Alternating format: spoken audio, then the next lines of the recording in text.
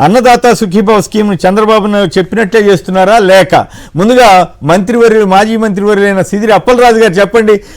ఒక్కొక్క 5-6 అంశాలు ఉంటాయి. ఈ 5-6 అంశాల మీద మాట్లాడారు కాబట్టి కాస్త సంక్షిప్తంగా క్లుప్తంగా పాయింట్స్ ఆధారంగా మాట్లాడితే బాగుంటుంది.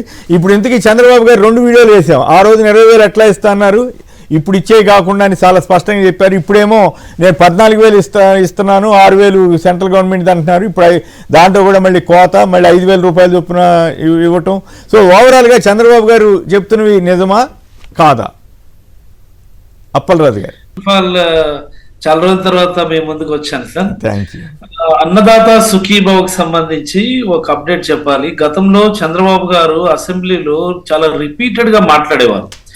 కేంద్ర ప్రభుత్వం ఇస్తున్నటువంటి నిధులతో కలిపి ఇవ్వడం ఏంటి, మీరు వేరేగా ఇస్తానన్నారు కదా, అలా ఇవ్వండి అని చెప్పి చాలా రిపీటెడ్ గా అది ఒక పెద్ద బ్రహ్మాండమైనటువంటి పాయింట్ నేను పట్టుకున్నాను అన్నట్టుగా మాట్లాడేవారు.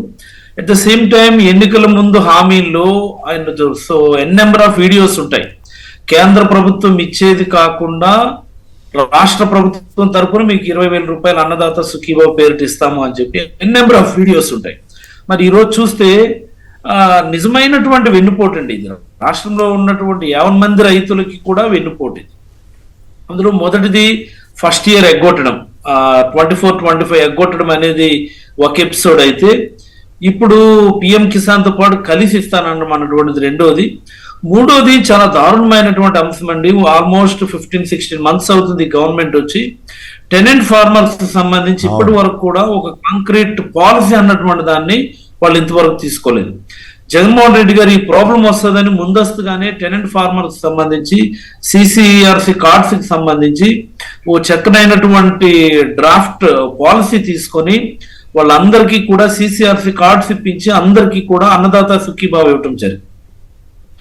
ఈ టెనెంట్ ఫార్మర్స్ మీద ప్రాపర్ అవగాహన లేకపోవడం వల్ల, ఒక పాలసీని రివిజిట్ చేయలేకపోవడం వల్ల ఏంటంటే ఇంచుమించుగా 8 లక్షల మంది ఫార్మర్స్ ఈ రోజు అన్నదాత సుఖీభావ నుంచి దూరం అయ్యేటటువంటి పరిస్థితి ఉంది. అంటే ఒక 1 ఇయర్ డ్యూ పెట్టారు. రెండోది పిఎం కిసాన్ కలుపుకొని 20,000 ఇస్తా ఉన్నారు. అంటే ఒక 6,000 రూపాయలు ప్రతి రైతు నుంచి కూడా తిరిగి కాజేస్తా ఉన్నారు. మూడోది టెనెంట్ ఫార్మర్స్ కి అయితే ఇది దారుణమైనటువంటి వెన్నుపోటు. అంటే చంద్రబాబు ఆయన జీవితంలో ఏ రోజు కూడా మాట మీద నిలబడరు అని చెప్పడానికి Annadata Sukhibhava whatever it may be, Rythu Bharosa అన్నటువంటిది మరొక నిదర్శనం అని నేను భావిస్తా ఉన్నా. 19 ఎన్నికలకు ముందు ఆయన చేసినటువంటి పని మనం ఒకసారి గుర్తు చేసుకుంటే కేసీఆర్ గారు ఎన్నికలకి కరెక్ట్ గా, అంటే ఇంకా ఎన్నికల నోటిఫికేషన్ వస్తుంది అనగా వారం రోజుల ముందు కేంద్ర ప్రభుత్వం అన్నదాత సుఖీభావ పిఎం కిసాన్ డబ్బులు వేస్తే ఈయన అప్పుడు ఫ్రెష్ గా అనౌన్స్ చేసి చెక్కులు ఇచ్చాడు. ఈయన పోస్ట్ డేటెడ్ చెక్స్ ఇచ్చాడు. ఆ 1 మంత్ ఎన్నికల ప్రచార సమయంలో అవి డిపాజిట్ అయ్యేట్టుగా, ఎన్నికల 2 రోజుల ముందు ఒక 2,000 రూపాయలు 4,000 రూపాయలు డిపాజిట్ అయ్యేట్టుగా పోస్ట్ డేటెడ్ చెక్స్ ఇచ్చాడు 2019 ఎన్నికల ముందు. అంటే ప్రజలకి ఆయన మీద ఎలాంటి నమ్మకం లేకపోవడం వల్ల ఆ రోజు బతికి పట్టుకట్టారు. కానీ మరి 19-24 మధ్యలో అదే పనిగా నేను మారాను, నన్ను నమ్మండి, నేను చేస్తాను, నేను ఇదే నాకు లాస్ట్ ఎన్నిక, ఇదే నాకు చివరి ఎన్నిక అని మొసలి ఏడుపులు ఏడిస్తే ప్రజలు మోసపోయే పరిస్థితి ఈ రోజు వచ్చింది. ఈ రోజు మరొక వెన్నుపోటు, మరొక మోసానికి ఈ రోజు ఆయన శ్రీకారం చుట్టబోతున్నారని ఆంధ్రప్రదేశ్ ప్రజలందరికీ కూడా నేనైతే తెలియజేయదలుచుకున్నాను. రైట్. ఎల్వికే సార్, ఇప్పుడు ఎన్నికల సందర్భంగా ఎన్నికల ప్రణాళిక మేనిఫెస్టో విడుదల చేసే సమయంలోనే చాలా క్లారిటీగా ఉండాలి. అంటే ఆయన క్లారిటీగానే ఉన్నారు వాళ్ళు. అదే ఉన్నారు ఏమని చెప్పడం వదిలేయటం. నేను చెప్పేది ఏంటంటే చెప్పిన మాట కట్టుబడి ఉండటం. ఇప్పుడు మనం పత్రికలో ఉందండి, వార్త హెడ్డింగ్ రాస్తాం, కింద మ్యాటర్ రాస్తున్నాం కదా. 20,000 అన్నప్పుడు 14,000 రాష్ట్రం, 6,000 చాలా స్కీమ్స్లో కేంద్ర ప్రభుత్వం అమౌంట్ గ్రాంట్ ఉంటుంది. సో ఉన్నప్పుడు దాన్ని స్పష్టంగా చెప్పొచ్చు. లేదా 20,000 ఇస్తున్నాం అన్నప్పుడు ముందే ఆల్రెడీ కేంద్ర ప్రభుత్వం ఉంది, ప్రజలు ఏమనుకుంటారు, అది కాకుండా 20,000 రాష్ట్రం అనుకుంటారు. ఆయన కూడా చెప్పాడు ఇప్పుడు ఇచ్చేది అదే వీడియో ఇందాక వేశారు మీరు, మనం అందరూ చూసాం. సో ఆ రకమైనటువంటి స్పష్టత ఉండాలి ఒకటి. రెండోది ఆచరణాత్మకంగా ఉండాలి. ఎందుకంటే మొదటిసారి రాజకీయాల్లోకి రాలేదు, మొదటి ఎన్నికల్లో పోటీ చేయలేదు, సుదీర్ఘమైన 40 సంవత్సరాల అనుభవం, దేశం మొత్తం మీద నేనే సీనియర్ అని చెప్తారు ఆయన. నిజంగా కూడా సీనియారిటీ వ్యవహారం పక్కన పెడితే సీనియారిటీ ఉండొచ్చు. ఉన్నప్పుడు ఆ సీనియారిటీకి తగినట్టుగా చెప్పే మాట అది ఒక భాష, ఒక ప్రతిజ్ఞ, ఒక ప్రమాణం లాగా అమలు చేయాలి కానీ ఈ రకంగా వదిలేయటం. తల్లికి వందనం కూడా అట్లా చేశారు. ఇప్పుడు అవి ఎక్కరు పెడితే 1999 నుంచి నాకు గుర్తు చేయూత, ఆసరా, ఇంకోటి, వెలుగు, దీపము, ఇట్లా స్కీమ్స్ అన్ని చెప్పుకుంటూ పోతే చాలా విషయాలు ఎన్నికల ముందు ఒక రకంగా, ఎన్నికల తర్వాత ఒక రకంగా మాట్లాడడం అనేది ఏ రాజకీయ పార్టీకి, ఏ రాజకీయ నాయకుడికి మంచిది కాదు. ఈ రకంగా చేయడం వల్ల ఏమంటే ప్రజల్లో మొత్తం రాజకీయాలు అంటేనే ఒక ఏవగింపు, రాజకీయ నాయకులు అంటేనే ఒక అయ్యో ఇదేంటి అనేటటువంటి ఒక అసహనము, లేదంటే అవిశ్వాసం, ఇవి ప్రబలే అవకాశం ఉంటుంది. ఇప్పుడు ఎందుకు 99 ఎన్నికల్లో రుణమాఫీ అన్నారు, పెద్ద పత్రిక, రాష్ట్రంలో మేమే పెద్ద సర్క్యులేషన్ అని చెప్పే పత్రిక, ఆయన మాత్రమే రుణమాఫీ చేయగలరని రాశారు. సో ఇవన్నీ ఇప్పుడు ఇవాళ తీసుకున్నా సరే రైతుకి సంబంధించి అన్నదాత సుఖీభవ చేయబోతున్నారు అంటున్నారు, కానీ చెప్పిందంతా, చేస్తున్నదంతా ఎంతమంది రైతులు, ఇప్పుడు ఎంతమందికి తీసేశారు. అదే వేరే వాళ్ళ అధికారంలో ఉంటే ఇంకో రకంగా రాసేవాళ్ళు కదా. చెప్పింది ఇది, అది ఆ కటింగ్ వేసి ఈ పక్క చేస్తున్నది ఇది అని ఈ పక్క ఇది పెట్టి నెగిటివ్ అయింది. ఇప్పుడు ఏమైతుంది, ఆ చెప్పింది మర్చిపోతున్నారు, వాళ్ళు మర్చిపోతున్నారు, వీళ్ళు మర్చిపోతున్నారు, ప్రజలకు గుర్తు చేయాల్సిన వాళ్ళు కూడా మర్చిపోతున్నారు. ఇది ఒక దుర్మార్గమైనటువంటి వ్యవహారం. ఇట్లా ఉండటానికి అవకాశం లేదు, ఉండకూడదు కూడా. ప్రభుత్వంలోకి వచ్చిన తర్వాత ఖచ్చితంగా అమలు చేయాలి. రైట్. మనోహర్ గారు మీరు మాట్లాడండి. ఏపీలో మళ్ళీ విద్యుత్ ఛార్జీలు బాదురంట, అన్నదాత సుఖీభవలో కోత, దీంట్లో కోత, తల్లికి వందనం కోత, మొన్న నెల్లూరులో రోడ్లకు ప్రజలకు ఇబ్బంది కలిగించేలాగా పోలీసులే రోడ్లు తవ్వటం, రోడ్లు వేయాల్సింది పోయి. సో వీటన్నిటి మీద ఇప్పుడు ఈ హామీలు ఇట్లా ఎగ్గొట్టడం మీద కానీ ఒక లీగల్ నిపుణుడిగా మీరు ఇటువంటి వాటి మీద కేసులు వేయొచ్చా, వేయకూడదా? ఇప్పుడు ఏపీలో విద్యుత్ ఛార్జీలు బాదురంట, మళ్ళీ ఒక 12,000 కోట్లంట. సో ఈ పరిణామాలన్నింటి మీద లీగల్ యాంగిల్లో మీ అభిప్రాయం చెప్పండి మనోహర్ గారు. చంద్రబాబు అధికారంలోకి రాకముందు ఎన్నికల హామీల్లో స్పష్టంగా చెప్పాడు, నేను విద్యుత్ ఛార్జీలు పెంచుకోవడం లేదు, నేను సంపద సృష్టిస్తాను కానీ ఎలాంటి ఛార్జీలు ప్రజలపైన భారం వేయను అని చెప్పి స్పష్టంగా చెప్పాడు. అయితే ఇప్పటికే 2 సార్లు వీరబాదుడు ఆగాడు. తర్వాత ఎలక్ట్రిసిటీ ఛార్జెస్ అన్నిటినీ కూడా 2వ దఫా ఇప్పుడు మళ్ళీ పెంచుతున్నాడు. ఇవన్నీ కూడా స్పష్టంగా అర్థమవుతాయి. ఇది ఒకటే కాదు, ప్రతి దాంట్లో కోతలు. ఏది తల్లికి వందనం దగ్గర నుంచి తర్వాత ఇప్పుడు ఈ విద్యుత్ ఛార్జీల భారం కానివ్వండి, తర్వాత అన్నదాత సుఖీభావ కానీ, ఏదైనా కానీ ఎంతమంది ఉంటే అంతమంది కాకుండా దానిలో తగ్గింపులు అవన్నీ కూడా చేస్తా ఉన్నారు. అది 16,000 తల్లికి వందనం దాంట్లో కూడా 8,000, 9,000 ఇచ్చినట్టు మనం గతంలో చూసాము, వాళ్ళ స్టేట్మెంట్ లో కూడా చూసాము. ఇట్లా ప్రతి స్కీమ్ లో కూడా ఆయన ఇచ్చిన సూపర్ 6 హామీల్లో ఏది కూడా స్పష్టంగా పూర్తిగా ఆయన ఇంతవరకు దాన్ని కంప్లీట్ చేసే పరిస్థితి లేదు. ఆయన మరొకటి నిస్సిగ్గుగా చెప్తున్నాడు, నేను ఏమి అన్ని అమలు చేసేసాను, ఎవరైనా చేస్తే దాన్ని తప్పు పడితే వాళ్ళకి 4 మందం అంటున్నాడు. ఇది చాలా దుర్మార్గమైన విషయం. కాబట్టి ఈయన ఈ సూపర్ 6 హామీలతో పాటు ఇంకో 142 హామీలు ఇచ్చినా ఏవి నెరవేర్చల్లా. ప్రజల దృష్టి మళ్లించడానికి సింగపూర్ పర్యటనలు, తర్వాత క్వాంటమ్ వ్యాలీ, P4 ఇట్లాంటివి రోజు అచ్చోసి ప్రజల మైండ్ లో ఇదేదో ఈ రాష్ట్రంలో ఏదో అభివృద్ధి జరిగిపోతుందని చెప్పేది ఒక సాంప్రదాయాన్ని పాటిస్తూ ప్రజలను పెట్టే ప్రయత్నం చేస్తా ఉన్నాం. అయితే ఇక్కడ నా ప్రశ్న ఏమంటే, ఇప్పుడు మొన్న నెల్లూరులో రోడ్లు జనానికి రోడ్లు వేసిన సంగతి దేవుడు ఎరుగు, రోడ్లు తవ్విచ్చారు. అది which is against the natural, అసలు దారుణం కదా అట్లా చేయటం. అలాగే ఇప్పుడు వాగ్దానాలు ఉల్లంఘన, వీటన్నిటి మీద పబ్లిక్ ఇంట్రెస్ట్ లిటిగేషన్స్ వేయకూడదా? నిన్న ఒక మిత్రుడు మాట్లాడుతూ వేయొచ్చు, రోడ్లు తవ్విన దాని మీద సంబంధించిన ఆఫీసర్ దగ్గర వసూలు చేయాలని పిల్ వేయొచ్చని చెప్తున్నారు. మరి మీరు ఆ ప్రయత్నం ఏమైనా చేస్తారా ఇటువంటి ఇష్యూస్లో? గత 5 ఏళ్ళు విపరీతంగా పిల్స్ పడే కదా, ఇప్పుడు ఎందుకు పట్టలేదు? అది వాస్తవం అయితేనే వేయండి అని మా బొట్టు వాళ్ళని చెబుతాం, అబద్ధం అయితే వేయొద్దని కూడా చెబుతాం. ఇప్పుడు జగన్మోహన్ రెడ్డి గారు ఎక్కడ యాత్రకు పోయినా అంటే ఎవరిని పరామర్శించేది కానీ, రైతులను కానీ, లేకపోతే ప్రజలను కానీ, లేకపోతే తెలుగుదేశం వారి దాడుల్లో బాధితులైన కుటుంబాలను పరామర్శించడానికి కానీ, మిర్చి రైతులు కానీ ఎక్కడికి పోయినా సరే వీళ్ళు చేస్తున్న పని ఏంటంటే జనం రాకూడదు, జనం రాకుండా ఉండడానికి ఏమేమి చేయాలో అవన్నీ చేస్తున్నారు. అదేవిధంగా తప్పుడు కేసులు పెడతా ఉన్నారు. తర్వాత నెల్లూరులో అన్నిటికంటే ఘోరంగా జరిగింది ఏంటంటే పెద్ద పెద్ద గుంతలు తవ్వారు, ఎవరు రానివ్వకుండా, కోవూరు నుంచి ఎవరు అక్కడ పార్టిసిపేట్ చేయకుండా ఉండడానికి పెద్ద గుంతలు తవ్వారు. అలాగే రోడ్లు కూడా తవ్వి బ్యారికేడ్లు వేసి ఇవన్నీ చేశారు. చేసినా సరే జనం వచ్చారు. వీటిపైన ఖచ్చితంగా కూడా ఇది ప్రభుత్వ సొమ్మును తవ్వడం కానీ మళ్ళీ వాళ్ళే వేసిన ఇదంతా కూడా ప్రజాధనం వృధా చేసినట్టు. కాబట్టి అదే విధంగా మిగతా అంశాల్లో కూడా ఏది మట్టి ఈ రాష్ట్రంలో ఇసుక దోపిడీ, మట్టి దోపిడీ, తర్వాత విచ్చలవిడిగా ఈ మద్యం సరఫరా, తర్వాత వాటిల్లో పర్సెంటేజ్లు, బెల్ట్ షాపులు, పర్మిట్ షాపులు, ఇవన్నీ చట్టంలో లేని అంశాలన్నిటిని కూడా వాళ్ళు ఇది చేస్తున్నారు. కాబట్టి వాటన్నిటిపైన కూడా పిలుసు వేయడానికి ఆర్టీఐ కింద మేము అన్ని ఇన్ఫర్మేషన్లు అడుగుతున్నాము. దాని ప్రకారం పిల్లులు వేస్తాం తప్పకుండా. ఆ కార్యాచరణ ముందుకు కొనసాగుతుంది.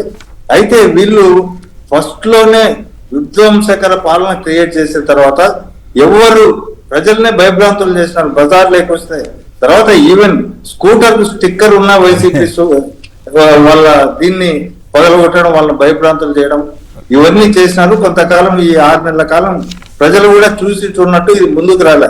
ఇప్పుడైతే వాస్తవంగా రాష్ట్రంలో అన్ని ప్రాంతాల్లో కూడా ఎక్కడ దోపిడీ జరిగినా ప్రజలే అక్కడికక్కడే తిరగబడుతున్నారు.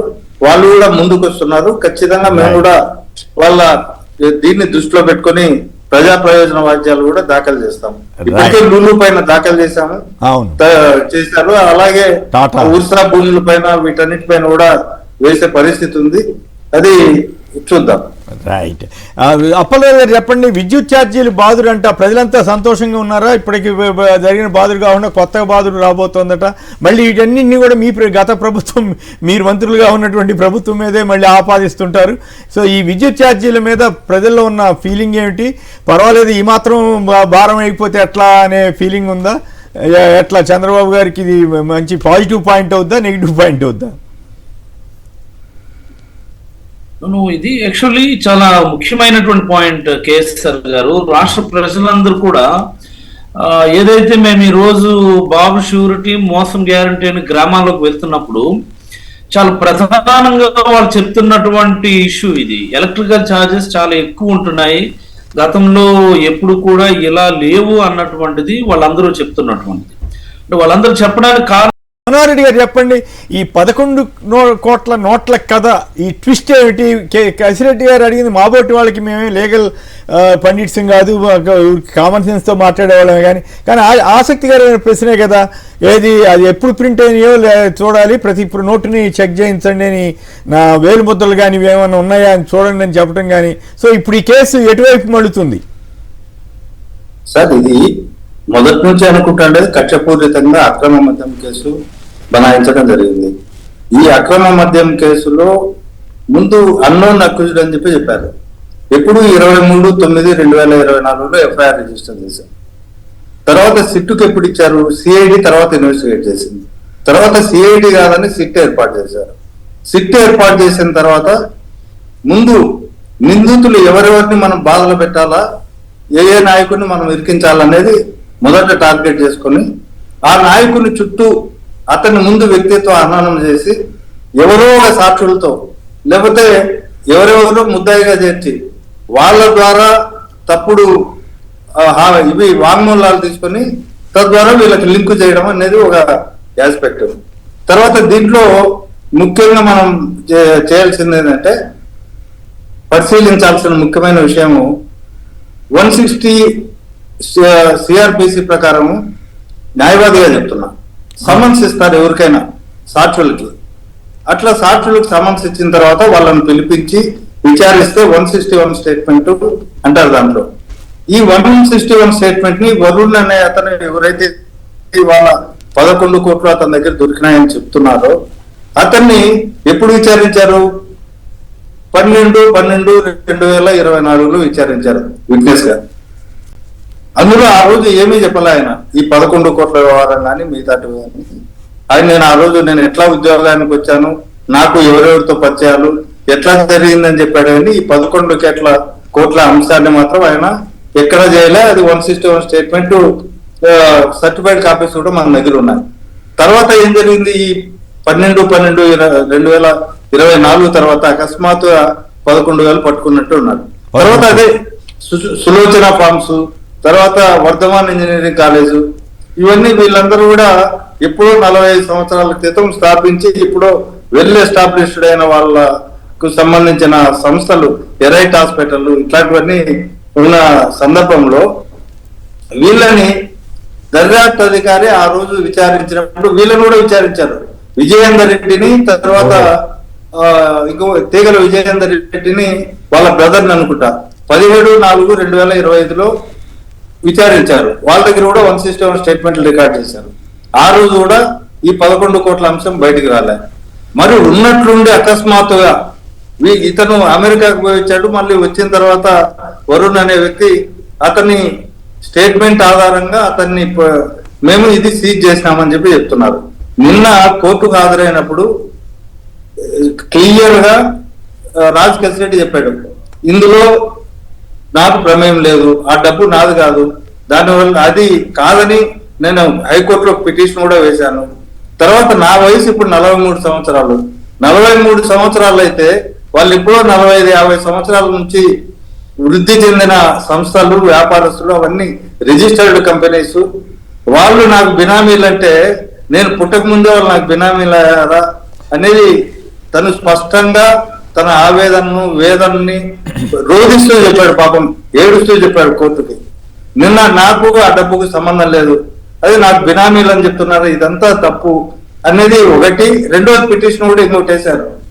ఏది ఈ కరెన్సీ నోట్స్ సంబంధించి ఆర్బీఐ దగ్గర ఎప్పుడు ప్రింట్ అయి ఉంటుంది అనే విషయం తెలుసు. అవి ఎప్పుడు ప్రింట్ అయ్యాయి, ఆర్బీఐ దగ్గర రికార్డు అయి ఉంటాయి కదా, ఆ రికార్డులు పరిశీలించండి, ఏ సంవత్సరంలో రిలీజ్ అయినా. ఇది ఎందుకు చెప్పారంటే ఈ సోషల్ మీడియా సర్క్యులేషన్ లో అన్ని నోట్ల కట్టలు, కొత్త కట్టలు ఉన్నట్టు అక్కడ కనిపిస్తా ఉన్నాయి. కానీ ఇవి ఎప్పుడు 2024 జూన్ కు సంబంధించిన నోట్లు, అప్పుడు దాచిపెట్టిన నోట్లు. అంటే ఆ నోట్లు ఎప్పుడు అది వేరే విషయం, కానీ కొత్తగా కనిపిస్తున్నాయి ఇవన్నీ. వీటన్నిటిలో కూడా కనీసం దానిలో జనరల్ గా ఏం చేస్తారంటే చట్ట ప్రకారము సీజర్ చేసేటప్పుడు పంచనామా రాస్తారు మధ్యవర్తుల సమక్షంలో. ఆ పంచనామా రాసిన సందర్భంలో వాళ్ళ ముందరనే కౌంటింగ్ చేయడం కానీ, తర్వాత నెంబర్లు, నోట్ల నెంబర్లు, లేదంటే ఆ బండిల్స్ కి ఏమన్నా ఏ బ్యాంకు నుంచి డ్రా చేసినారనేది ఏ వివరం ఉన్నా సరే ఆ పంచనామాలో పొందుపరుస్తారు. కానీ ఇక్కడ అవన్నీ జరిగినట్టు ఎక్కడా లేదు. అవన్నీ లేకుండా ఊరికే A4 బాక్సులు ఉన్నాయి, ఆ బాక్సును పోలీసు వాళ్ళు తీసుకెళ్తున్న దృశ్యాలు ఇవన్నీ కూడా ఎల్లో మీడియా అంతా ప్రచారం చేస్తా ఉంది. మరి ఈ సీజ్ చేసిన పంచనామాలో నాకు సంబంధించి నాకు తెలిసినంత వరకు స్పష్టంగా వాళ్ళు ఈ నోట్ల నెంబర్లు నమోదు చేసి ఉన్నారు. ఇది ఖచ్చితంగా సిట్టు వాళ్ళు, ఎందుకంటే వాళ్ళే దొరికిపోతారు, ఎందుకనే వాళ్ళు పంచనామాలో రాయరు. సహజంగా పంచనామా అంటే పంచదారులు కరెన్సీని వెరిఫై చేసి, గుర్తింపు చేసి, వాళ్ళు దాన్ని అంతా నోట్ చేసి, తర్వాత దాంట్లో అన్ని టైప్ చేసి రాసిన తర్వాత మాత్రమే వాళ్ళు స్వయంగా సంతకాలు పెడతారు. మరి పంచనామా జరిగి ఉంటే వాటన్నిటిని కూడా కోర్టులో వేయాలి కదా. కాబట్టి ఇంకా కోర్టు రికార్డులను కూడా మేము పరిశీలించాల్సి ఉంది. తర్వాత దీంట్లో ఇంకోటి ముఖ్యమైనది ఏంటంటే ఫన్నీ థింగ్, ఇప్పుడు అడ్వకేట్స్ ఇప్పుడు ముద్దాయిలు పోలీస్ కస్టడీలకు తీసుకొని వస్తారు. పోలీస్ కస్టడీకి తీసుకొని వచ్చినప్పుడు అయ్యో ఏం అడగాల, ఏం అడిగారని ఇవన్నీ కూడా ముందే వీళ్ళ క్వశ్చనీర్ తయారు చేసి ఎల్లో మీడియాలో, తర్వాత పలాను అడిగినారు, పలానా దానికి ఇది చేశారు అని చెప్తారు. కానీ ఈ నిందితులను విచారించేటప్పుడు కూడా కోర్టు స్పష్టమైన డైరెక్షన్ పోలీస్ కస్టడీలో ఉన్నప్పుడు ఒక న్యాయవాది సమక్షంలో జరపాలా అనేది ఉంటుంది. కానీ న్యాయవాదులు అంతా వచ్చి మేము కారిడార్లలో నవ్వుకుంటూ చూసి ఆడ ఏమి అడిగేది లేదు, రాసేది లేదు, వాళ్ళే రాసేసుకొని దీనిపైన బలవంతంగా సంతకాలు పెట్టమని చెప్పి చెప్తారు. ఒకవేళ వాళ్ళు అంగీకరిస్తే సంతకాలు పెడతారు, లేకపోతే చాలా మంది మాకు దానికి సంబంధం లేదంటే వాళ్ళు ఏం చేస్తారంటే ఇది మధ్యవర్తుల మధ్య ఇతను ఒప్పుకున్నాడు కానీ సంతకం చేయడానికి నిరాకరించాడు. కాబట్టి పేపర్లలో వచ్చే వార్తలు భిన్నము, మేము అక్కడ చూస్తున్న వాస్తవాలు చాలా భిన్నంగా ఉంటాయి. అసలు 50 క్వశ్చన్లు అని అడుగుతారు. వాళ్ళు కూడా పై అధికారులు బాధలు తట్టుకోలేక ఏదో అడగాలంటే అడగాల మొక్కుబడిగా చేసి దాన్ని ఇట్లా ప్రచారం చేసుకోవడం అనేది ఇది. అందుకే ఒక ఆర్టికల్లో రాశాను, నిజాలు రాబట్టడం పోలీసుల డ్యూటీ కానీ అబద్ధాలను నిజాలుగా చేయటం అనేది ఇప్పుడు పోలీసులు డ్యూటీగా మార్చుకున్నారు. ఇది సమాజానికి మంచిది కాదు, వ్యవస్థకి మంచిది కాదు, దురదృష్టకరం అని చెప్పి. దీంట్లో మీరు గమనిస్తే గతంలో మనం చూసాం 375 కోట్ల పేజీలకు సంబంధించిన data డేటాను అరేంజ్ చేశారని చెప్పి Right. Right to information act కింద అడిగితే దాన్ని అదంతా తప్పని చెప్పి ఆ కార్పొరేషన్ చెప్పింది, బెవరేజెస్ కార్పొరేషన్. రైట్. దీంట్లో ఇంకోటి కూడా స్పురియస్ లెక్కల ద్వారా ఇప్పుడు రోజు మంత్రులు చంద్రబాబుతో సహా అనేక మరణాలు జరిగినాయి ఈ మద్యం కుంభకోణం ద్వారా అని చెప్పి చెప్తా ఉన్నారు. Right. ఎక్కడే కానీ ఎలాంటి ఆధారాలు చూపలేదు, దానికి సబ్స్టాన్షియేట్ చేయడం లే, ఎలాంటి ఎవిడెన్స్ లేవు ఫలానా చదివినట్టు. వీళ్ళేంటంటే మసి గుడ్డ మొహాన్ని వేసేసి బురదలేసి ఇలా కడుక్కోండి అని చెప్పి చెప్తున్నారు. ఈ లోపలనే అందరి వ్యక్తిత్వ హననాలు, కుటుంబాలు వీళ్ళందరినీ బాధ పెట్టి ఈ విధమైన పరిస్థితులు ఇవాళ పోలీస్ డిపార్ట్మెంట్ పనిచేస్తా ఉంది. శ్రీనివాసరావు రైట్ అండి. శ్రీనివాసరావు చెన్నై నుంచి సంక్షిప్తంగా మాట్లాడండి. నమస్కారం అండి. నమస్కారం. నమస్కారం, మాట్లాడండి. ఇప్పుడు ఈ ప్రజాదరణ కోల్పోయాడండి చంద్రబాబు నాయుడు గారు అనండి దయచేసి. చంద్రబాబు నాయుడు గారు ప్రజాదరణ 11 నెలల్లోనే ప్రజాదరణ కోల్పోయాడు. ఓకే. కాబట్టి దీన్ని మనం నిరూపించాలంటే ఓకే, మన దగ్గర ఉన్న 11 మందిని 4 ఎంపీని రాజీనామా చేసి మనం ఎలక్షన్ పోయేసి ఓకే, ప్రజలు చేస్తే ఈ సలహాలు మీరు ఇచ్చే సలహాలే కానీ అది వద్దులేండి. ఎందుకంటే రైట్ సరైన సలహా కాదులే. Right, okay. అప్పలరాజు గారు చెప్పండి. ఇప్పుడు ఆ మనోహర్ రెడ్డి గారు చెప్పిందంతా విన్న తర్వాత ఈ 11 కోట్ల నోట్ల కథ మీకేమనిపించింది? అంటే అసలు ముందు నుంచి నేను ఒకటే చెప్తుంటాను సార్, ఇది పెట్టుడు కేసు, ఇది పెట్టుడు కేసులో భాగంగా డబ్బులు పెట్టడం కూడా జరిగిందని నేనైతే భావిస్తా ఉన్నాను. లేకపోతే ఇప్పుడే మనోహర్ రెడ్డి గారు చాలా చక్కగా దీనిపైన వివరణ ఇచ్చారు. ఇది రాష్ట్ర ప్రజలందరూ కూడా తెలుసుకోవాల్సినటువంటి అంశాలు. ఇన్నిసార్లు ఇన్వెస్టిగేట్ చేసినప్పుడు ప్రతిసారి కూడా even yellow media set of దీనిలోనే ఒక వార్త ప్రచురితమయ్యేది, జగన్మోహన్ రెడ్డి గారిని అరెస్ట్ చేయడం సాధ్యం కాదు. ఎందుకు సాధ్యం కాదు అంటే ఎక్కడా కూడా డబ్బులు అనేది రికవర్ కాలేదు, ఇంతవరకు ఎక్కడా కూడా ₹1 డబ్బులు కూడా రికవర్ కాలేదు. డబ్బులు రికవర్ కానప్పుడు there will not be any concrete evidence, నేరం జరిగిందని చెప్పడానికి కాంక్రీట్ ఎవిడెన్స్ ఉండదు అని వాళ్ళే రాసేవారు. గత 3-4 months గా మీరు ఒకసారి గమనిస్తే మరి వాళ్ళే రాస్తున్నారు, ఎక్కడ డబ్బులు దొరకలేదు కాబట్టి దీన్ని మనం ప్రూవ్ చేయలేము అన్నటువంటి దాని నుంచి ఇప్పుడు ప్రూవ్ చేయాలి అంటే డబ్బులు దొరికాయి అనేటటువంటి దాన్ని ఒక ఎవిడెన్స్ చూపించాలి సిట్ వాళ్ళు. దానిలో భాగంగా ఆ కుట్రలో భాగంగా డబ్బులు అనేటటువంటివి పెట్టడం జరిగింది. చాలా ఆప్ట్ గా కేసిరెడ్డి రాజశేఖర రెడ్డి గారు రియాక్ట్ అయ్యారని నాకైతే అనిపించింది. ఎందుచేతంటే ఈవెన్ ఆయన జైల్లో ఉన్నప్పటికీ కూడా సందర్భం వచ్చినప్పుడు తన వాదన ఆయన చాలా బలంగా వినిపించారు. ఆయన నేను పుట్టక ముందు జరిగినటువంటి అంశాలకి నేను బినామీ అనడం ఏంటి, అసలు నేను ఇచ్చానని చెప్తే అట్లీస్ట్ దానిపైన నా ఫింగర్ ప్రింట్స్ ఏమన్నా ఉండాలా, అసలు ఎప్పుడు ప్రింట్ అయ్యా అన్నటువంటి వాయిస్ కట్ అవుతున్నట్టు చాలా చక్కగా ఆయన వాదనని ఇన్ పర్సన్ ఆయన వినిపించడం అన్నటువంటిది ఈ కేసులో ఒక మంచి పరిణామంగా భావించవచ్చు. ఇవి ఒకటి సార్ కేసీఆర్ గారు ప్రజలకైతే దీనిపైన క్లారిటీ వచ్చింది, ప్రజలైతే దీనిపైన చాలా స్పష్టంగా ఉన్నారు. జగన్మోహన్ రెడ్డి గారి హయాంలో గవర్నమెంటే ఈ what I mean liquor shops maintain చేసి వినియోగం తగ్గించి ట్యాక్సులు పెంచడం ద్వారా ప్రభుత్వానికి ఆదాయం పెంచింది. 14-19 మధ్యలో 5 సంవత్సరాలు కలిపితే ఒక 23-25 వేల కోట్లు ప్రభుత్వానికి ఆదాయం వస్తే 19-24 మధ్యలో ప్రభుత్వానికి సుమారుగా 60-65 వేల కోట్లు ఆదాయం వచ్చింది. అది కూడా గవర్నమెంట్ నిర్వహించింది. ఇప్పుడు చూస్తే అంత ఆదాయం లేదు. లిక్కర్ పాలసీ వల్ల ఆదాయం పెంచడం కోసం అని చెప్పి ప్రజల మీద భారం వేయడం కోసం మళ్ళీ ఇప్పుడు పర్మిట్ రూమ్లు అంటున్నారు, ఇంకోటి ఇంకోటి చేస్తా ఉన్నారు. సో ఇవన్నీ ప్రజలకైతే క్లారిటీ ఉంది, కానీ మనం ఒకటి దురదృష్టవశాత్తు మన ప్రభుత్వం లేదు. ఇంకో అంశం కూడా మీరు మాట్లాడాల్సి ఉంది. అప్పలరాజు గారు ఇంకో అంశం మీద కూడా మీరు ఇంట్రెస్టింగ్ వ్యాఖ్యలు చేయాల్సి ఉంటుంది. ఒక్క నిమిషం ఈయనతో కూడా మాట్లాడించిన తర్వాత మళ్ళీ మీ దగ్గరికి వస్తాను. ఈ మధ్య ఈ 11 కోట్ల కథ మీకు ఏమనిపించింది? సినిమాల్లో అక్కడక్కడ పోలీసులు రైడ్ చేయటాలు ఏదో చేయటాలు కనిపిస్తుంది చూడండి, అట్లా అనిపిస్తుంది సార్ నాకు. ఎందుకనంటే ఆయన ఒక నిందితుడు, ఆయన స్పష్టంగా కోర్టులోనే అడిగారు ఎప్పుడు ప్రింట్ చేశారు, అవి ఎక్కడ ఉన్నాయి, నెంబర్లు ఏంటి, ఎక్కడ పెట్టారు, అవి చెప్పండి వాళ్ళు వెంటనే చెప్పేయగలిగితే అక్కడ ఆన్ స్పాట్ అయిపోవాలి కదా. ఎందుకంటే ఇన్వెస్టిగేషన్ లో ఏమేమి దొరికినా ఇవన్నీ పెట్టుకొని ఉండాలి కదా. అవి లేవు అని అంటే అక్కడ మనకు ఒక డొల్లతనం అనిపిస్తుంటది. సరే ఇంకా కోర్టులో ఉంది కాబట్టి మనం మాట్లాడచ్చు, కోర్టులో లేదు ఇంకా, అది ఇంకా కోర్టులో ఉన్నా కూడా ఎవరికి ఆపాదించకూడదు కదా. పోలీస్ డిపార్ట్మెంట్ ఆన్ స్పాట్ లో ఇదో ఇవండి పరిస్థితి అని చెప్పగలిగినటువంటి పరిస్థితిలో ఉండాలి. ఇదంతా ఏముందంటే అదేదో మామూలుగా అయితే ఎక్కడ దొరికితే అక్కడ ఇన్కమ్ ట్యాక్స్ వాళ్ళు పంపించాలంట. మరి ఇన్కమ్ ట్యాక్స్ పంపించడం ఒకటి, ఇన్కమ్ ట్యాక్స్ తో పాటు ఇక్కడ మనోహర్ రెడ్డి గారు ఒక మాట చెప్పారు, పంచనామా చేసి సాక్షులతో సహా సంతకాలు పెట్టించాలి. పంచనామా అంటేనే ఆ ప్యాకింగ్ ఎట్లా ఉంది, ఆ నోట్లు ఎన్ని పంచనామా అంటే పాపం చిన్న స్థాయి ఉద్యోగుల్ని ఇద్దరిని తీసుకొస్తారబ్బా, వాళ్ళేమో ఎన్ని వెనరు వాళ్ళు ఎక్కడ సంతకం పెడితే నెంబర్లు ఉండాలి, ఒక సైంటిఫిక్ సంతకాలు పెట్టించుకొని అవి చేయించాలా. ఇదే ఊరికే పెట్టేసేసి అయిపోయింది. ఇప్పుడు రాజకేశ్ రెడ్డి అన్న వాదన ఆసక్తికరంగా అయిపోయింది కదా. వాళ్ళు ఆయన బయట అవతల పక్కన డొల్లతనం కనిపిస్తుంది ఇక్కడ ఇప్పటికే. ఎందుకంటే 24 ఓకే టైం తక్కువ ఉంది. ఇక అప్పలరాజు గారు మీరే చెప్పాలి దీని మీద.